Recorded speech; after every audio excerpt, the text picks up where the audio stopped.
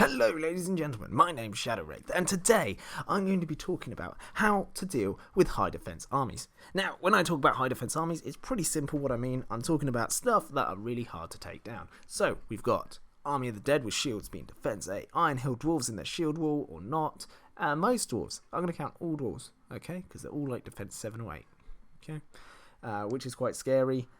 As well as some monster armies, which are all defense 8. So you've got the Eagles, they can be pretty tough to deal with. And maybe just enemies in general, like Sauron being defense 10. The Balrog whopping in at defense 9, which is absolutely insane. And yeah, it's also the wound counts as well. Okay, so yeah, I just want to go over quickly how I deal with such scenarios. Now, first thing you want to think about is your list building, right? Whenever you're building a list, I build a list to kind of take on everything, okay? I imagine I go into an event, even as long as it's a competitive game I'm going to, or semi-competitive or something like that, not just a fun, friendly game, I always have in mind, I'm going to bring a list. What can take anything? Because this is how you get better. If you go, oh, I'm fighting Rohan, I'm going to bring an anti-Rohan list, well, that's going to be useless against quite a lot of other armies. You're not taking everything into consideration. So you got to make sure you can deal with everything. And high defense armies are a big thing. Iron Hill dwarves are very popular. The legendary Legion, Return of the King, is relatively popular in my local tournament area anyway. I see at least one person playing it everywhere I go, including myself. I brought it to tournaments, done very well with it. So it's a good Legion. Only downside, you can't bring Strider on a horse, but the rest of the perks are good. What can you do about this? Well, in the list building area, you want to be able to throw out more attacks than your opponent can. So with these high defense armies in particular, so Iron Hill dwarves, they're going to be thrown out in most duels will be 2. So you've got the one dwarf up front and then the dwarf supporting him with a spear. That's the most likely scenario you're going to come across. So I try and build my list to get 3 attacks. So Serpent Horde, I do love my Watchers of Kana. Fantastic, 2 attacks, low defense, but I don't care, because they're there to get 2 attacks. Supported by a spear, which brings them up to 3.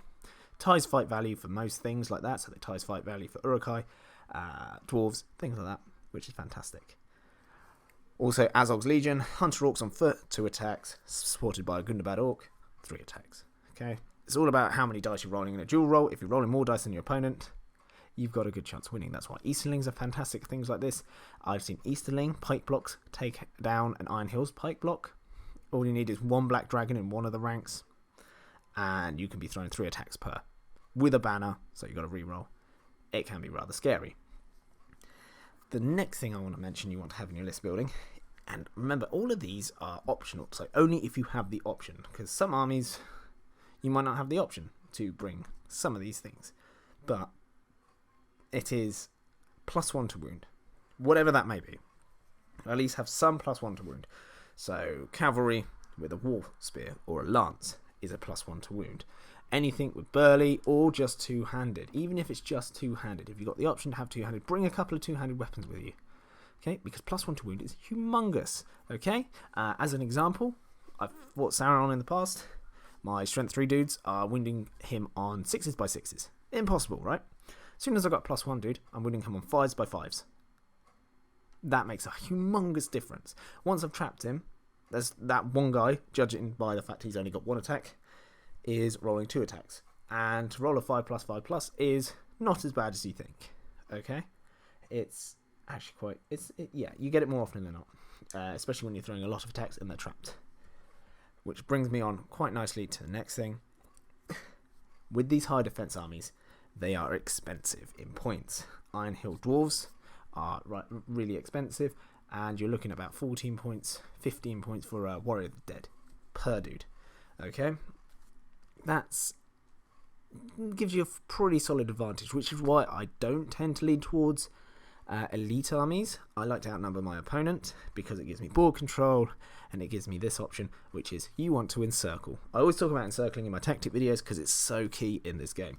Encircling your opponent will usually mean you will win that fight. And Iron Hill dwarves love working in shield walls. Okay, sure, they can have cavalry and artillery and stuff like that, but we're talking about the common high defense shield wall at the moment. If you encircle that, Not only do you take their spear supports off them because you are, wrapped around them, so you're usually rolling more attacks if you can get your spear supports in, which is fantastic. But you're also rolling double the amount of to wound rolls if you win that fight, which gives you a much higher chance of taking them down. If you've got +1 to wound in there with a spear support, you are going to absolutely mince them up. Okay, because rather than being strength 3, wounding defense 8 in shield wall for the Iron Hill Dwarves on 6s by 4s, you're wounding on 5s by 3s, which is absolutely bonkers. Cavalry are fantastic for this with the lance or war spear, whatever option you've got, because they always knock them prone, so you're rolling double attacks and you're +1 to wound. It's incredible. Serpent Riders, fantastic being fight 4. I think they're pretty good. But I just use Haradrim Raiders because I just rate them higher. They're cheaper, and you can spam them a little bit, and I tend to do that in my Serpent Horde. But they also hit hard in combat if they win their fight. You want to be re-rolling as much as possible, so keeping banners nearby in these kinds of fights. And if you've got any access to re-roll to wounds, even better. But yeah, there's a lot of legendary legions, lots of ways of getting +1 to wound, and +1 to wound with a trap model in the centre, being whatever defence, you're going to have a good chance of taking them down. I absolutely love it. Like Corsair, it's fantastic for it. You've got the Sirith Ungul Legendary Legion, +1 to wound with Orcs and Uruk-hai and stuff like that. It's phenomenal. Okay. If you're playing a shooting army, you're going to struggle, but it's not impossible. Okay. If you're fighting Sauron, it is impossible, but it's exactly the same process. What I tend to do with Sauron, if they're high defense heroes, so you're looking at like Smaug, Balrog, Sauron, you're looking for someone with strike or some way to nullify their 6 auto win with their 4 attacks, because sod that. If you've got that in your list, which I always try and fit in, if I can fit in a Ring Bearer, I will try, because he's fantastic for this. There's some spells that are available, so like Transfix is really good for that, channeling that. You can paralyze, auto win. There's loads of spells out there to help you with that, but Ring Bearer is good. If that all fails, make sure you've got a few options of strike, or at least one option of heroic strike in your list, and their job is literally just to go in there and strike up to the same life value as them or higher. In the Balrog's case, and Sauron most of the time it's higher,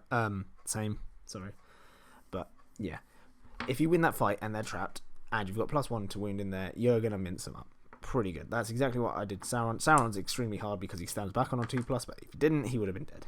So yeah, the Balrog, that is the only way I reliably kill the Balrog.